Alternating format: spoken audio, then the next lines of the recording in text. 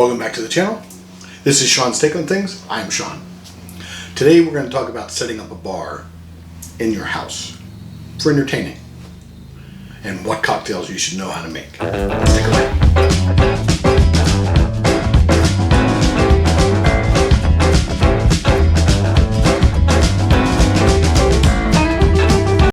Here we go. What do you need to set up a bar? Well, first thing you're going to need some alcohol, but you don't need to fill an entire back bar to get started.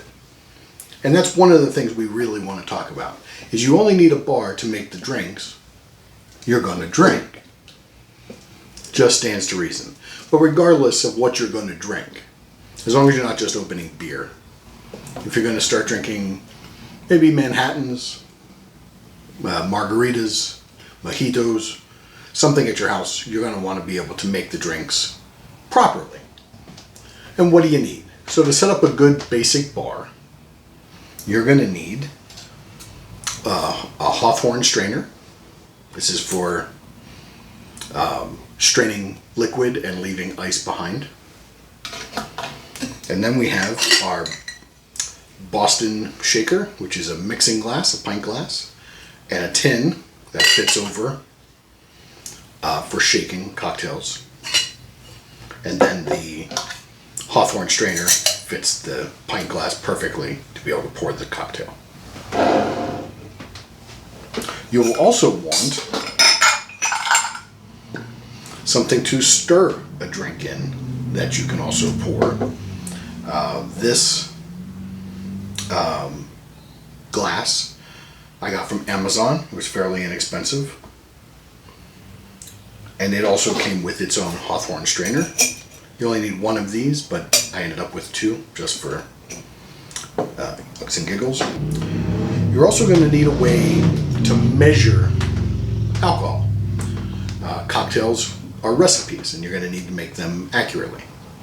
So you can go with these that I got in the grocery store. This is a little shot glass that has teaspoons, tablespoons, and ounces right on it. It goes up to 2 ounces.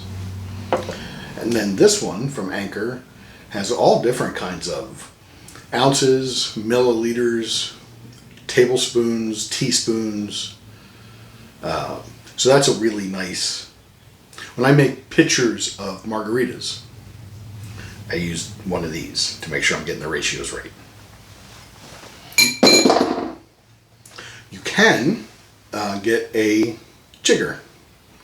Be like a bartender at a club. This particular one is a half ounce on this side and a full ounce on this side, and you fill it and you can dump it. These are nice to have, make you feel like you're doing something. You might want to invest in a couple of pourers that'll go in the bottle so that you can control the pour, and then you could pour straight from the bottle, learning how to count. So let's talk about some basics of cocktails. Why do you shake a cocktail? To chill quickly the ingredients, and in shaking it you'll chip some of the ice to distribute that, and that liquid becomes part of the recipe, so it changes the character profile of the cocktail. Now when you're shaking, I'm going to do this empty, so you're bartending 101. Mix in your mixing glass. This is a mixing glass. This is a shaking tin. So you mix in your mixing glass. First ice goes in, and then your least expensive ingredient. And you work your way up to the last thing that goes in is the most expensive ingredient. When you're done, you cover it on an angle with the tin. You don't need to pop this tin into place. If you do, you run the risk of chipping the glass, in which case you're done. Now what will happen when this is full of ice and cold liquid is the entire contents inside, including the air, cool, creating low pressure. The atmosphere on the outside is warmer, creates high pressure, and it seals rather well. When you pick this up to shake it, you'll grab the glass and the tin at the same time, keeping a hand on the tin, but that the opening between the two is pointed over your shoulder.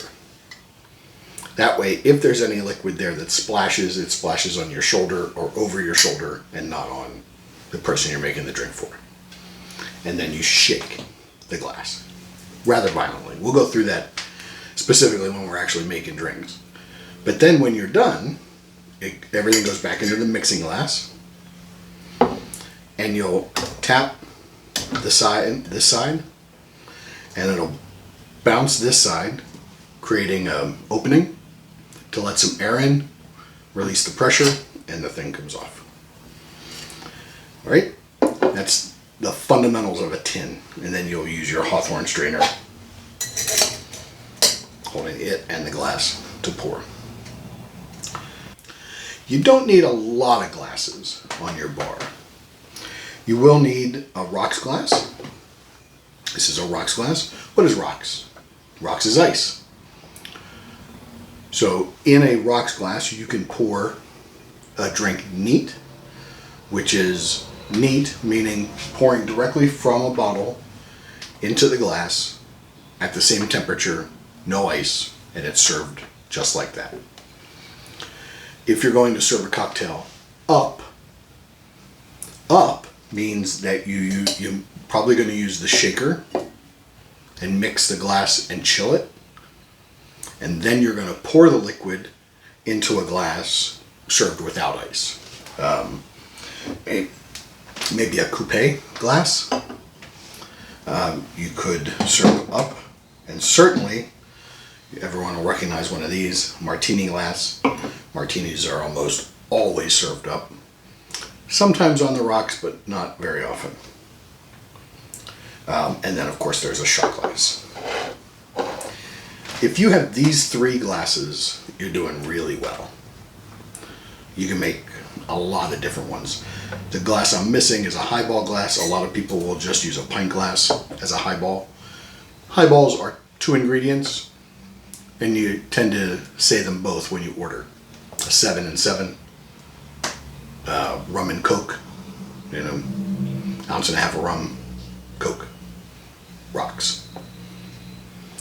So we're not going to make a lot of highballs. They're pretty straightforward. You make them as strong as you want them. We're going to craft some cocktails.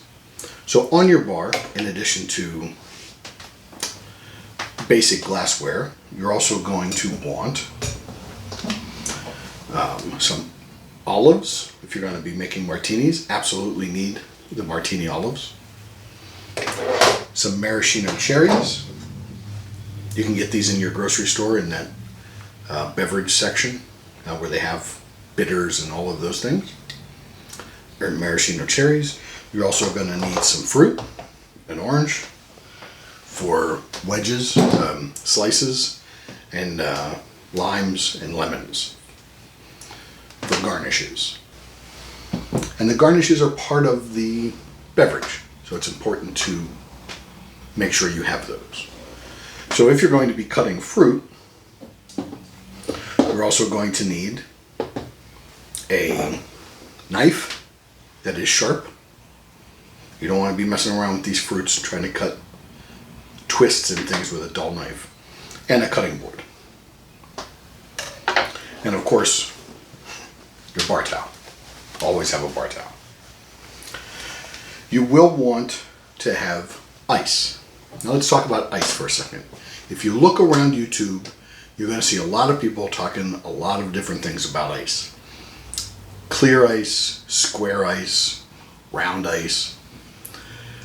Yes, I think craft ice is very cool.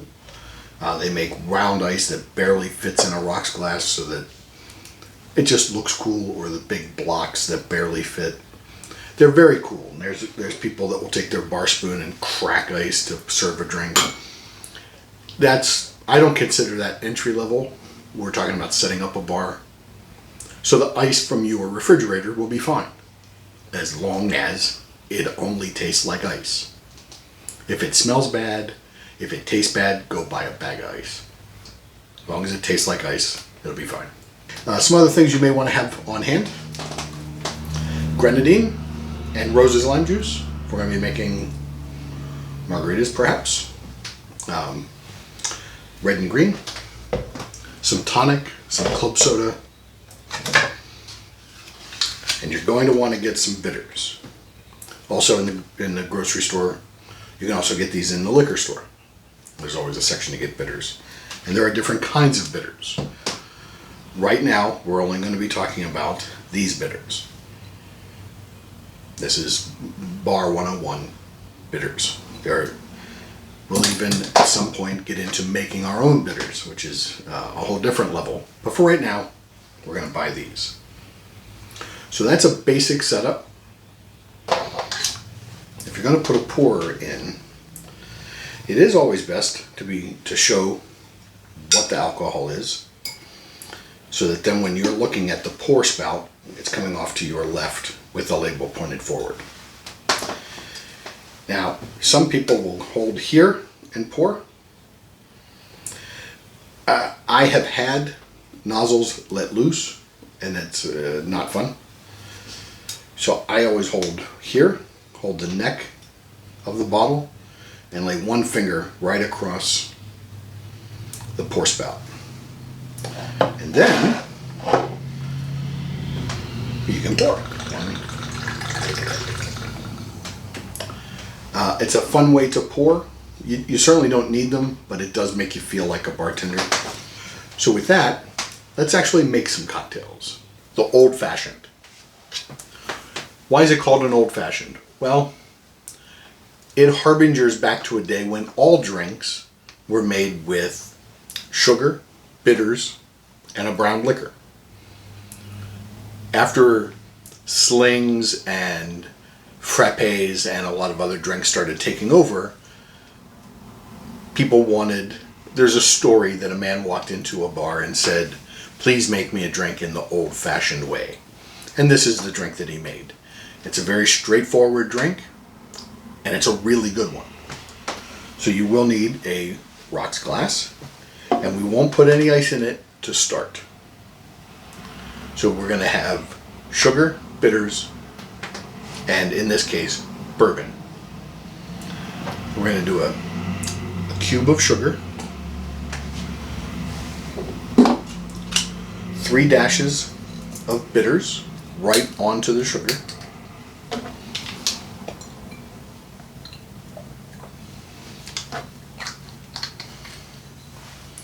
and then a bar spoon of water. And we're just going to, and that's enough water to break and stir the sugar until it's dissolved. And this is one of the drinks for which you want a bar spoon.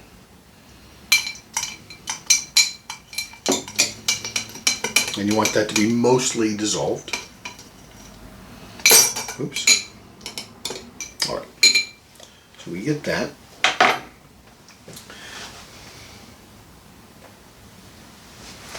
So this bourbon is made here in Pennsylvania. When I make an old-fashioned for me, I use rye whiskey. But traditionally it does call for bourbon, so we're going to make it with bourbon. Headaches be damned. And you want 3 ounces of bourbon. 1, 2, 3. And we are going to add ice.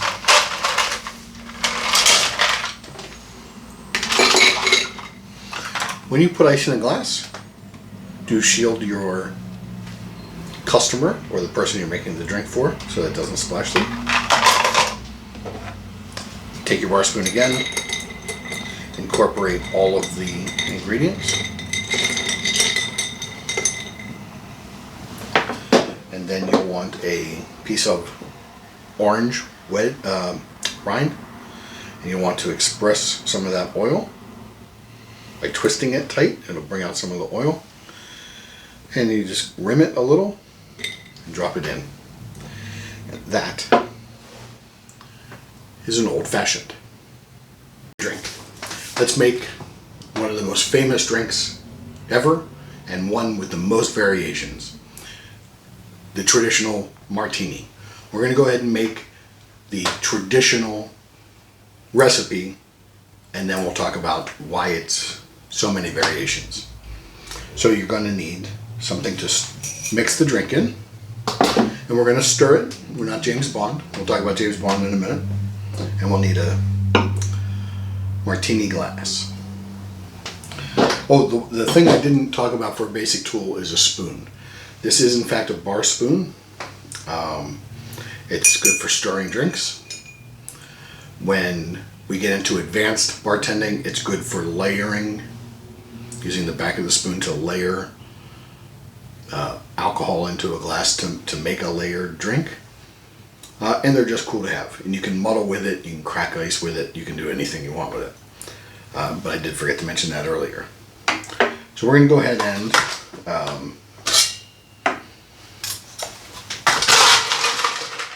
chill our glass. And that's just going to chill the martini glass and put some ice in here. So when you're making a martini, the ratio is 4 to 1. 4 parts gin, 1 part dry vermouth. So we're going to go with a half an ounce of dry vermouth. And if it's 1 to 4, we're going to need 4 halves or 2 ounces of gin.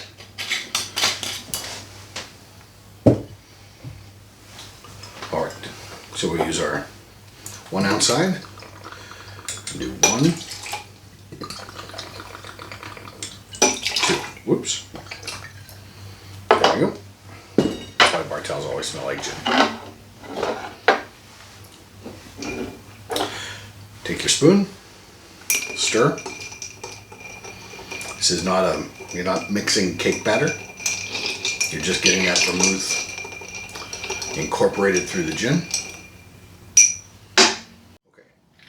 So when you're ready, you get rid of your ice there. You have a nice frosty chilled glass. Take your Hawthorne strainer and put it on the and you make sure you're holding that in place, and you pour your martini into the glass. All right. Now a traditional martini requires a single olive.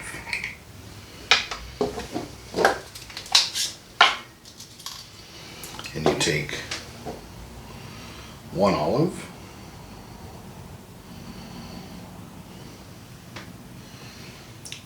just like that.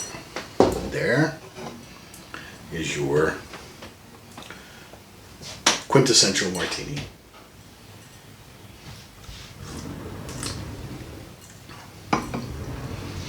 So now the vermouth is the thing that changes a martini very quickly.